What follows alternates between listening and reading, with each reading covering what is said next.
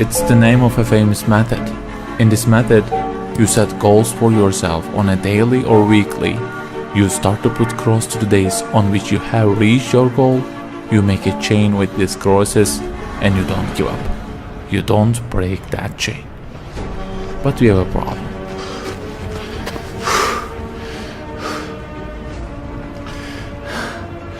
Personal development specialists say that we should have goals.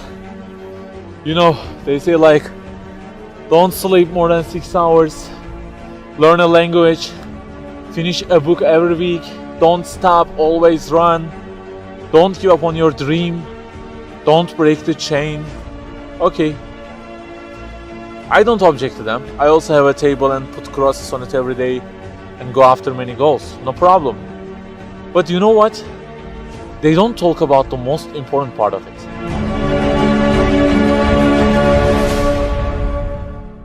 Let me give you a simple mathematical example. Try to imagine that you are adding numbers, and imagine that the numbers you have added up to this year is, for example, 35 in total, and you start from this year. For example, you will add 4 in this year, and then add 8 in next year, and it goes on. And there is an unknown time which counts down, and when it ends, you can't add any other number. Okay, you start the addition. Plus 4, plus 8, plus 7, plus 3. You add ambitiously, you keep adding and adding. Plus 6, plus 5, and okay, they say time is over. Then you realize that you have added the numbers into a giant parenthesis, and there is a zero multiplication at the end of it. It wipes out all the numbers you have added all those years, and the result becomes 0. Of course, you are disappointed. All your efforts have been wiped out by the 0. A regret arises inside of you. You say, I wish I had seen the whole picture at the beginning and realized that 0 and changed it with 1 before I started the addition. I think you got the point. Okay, guys, you may have goals for this year and afterwards. Learning a language, finishing a book every week, increasing your monthly income to $15,000, not sleeping more than 6 hours, etc. But for what? For what do we set goals exactly? Why don't we break the chain? If it is just for a more comfortable or a more respectable life, remember that all this will already be 0 with death. The death will wipe out all of them. The person who knows English will be equal with the one who doesn't know. The one who earns more will be equal with the one who earns less. The one who can reach his goals will be equal with the one who can't. So, if at the end of it, the death will 0 everything, so what is the meaning of adding more numbers with an ambition?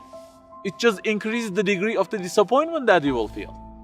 So the logical thing is seeing the whole picture at the beginning. In this life journey, which will end in an unknown time, my first job must be to prevent death from being 0. Well, can I really prevent death from being 0? I mean, since everything will leave my hands and will be lost, is there any other way that would transform them into something eternal? I mean, isn't there any kind of stamp for eternity that would impress all of the things that I possess and say, look, there is a seal on them and you can't wipe them out, okay? They will remain forever. The only one to say such a thing is the owner of the everything. And he says, كُلُّ شَيْءٍ هَالِكٌ. Everything, the languages you learn, the money you earn, the books you read, everything will be perished, إِلَّا وَجْهًا, except their way towards Him. So the creator of our life says, if your intention is towards Allah, if the thing you do is for His acceptance, it won't disappear, it will be transformed into eternity in paradise. So learning a language, finishing a book every week, being rich, everything, if they are towards Him and for His sake, eternity stamp being pressed on them. For example, in this year, I will study English for 10 minutes daily. For what? Because serving Islam in the field of English is so important and I want to gain acceptance of my Lord with it. That 0 has turned into 1. This year, I will finish a book every week. Why? Because this is the way of being a more sophisticated person and serving Islam better, and Allah who is eternal will be pleased with it. Good news, that 0 has turned into 1 because now His acceptance is your intention. I aim increasing the income of my company to $150,000. For what?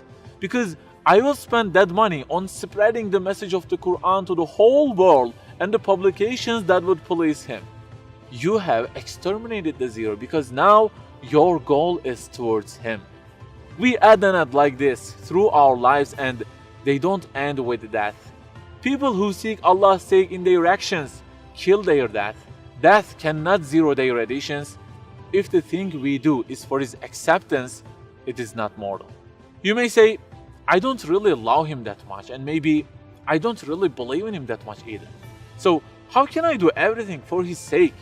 I don't even know who he is. My brother or sister, that's the problem. You don't even know who he is. And actually, it is our first job in this life, recognizing him. That's the first step. The more you recognize him, the more you love him.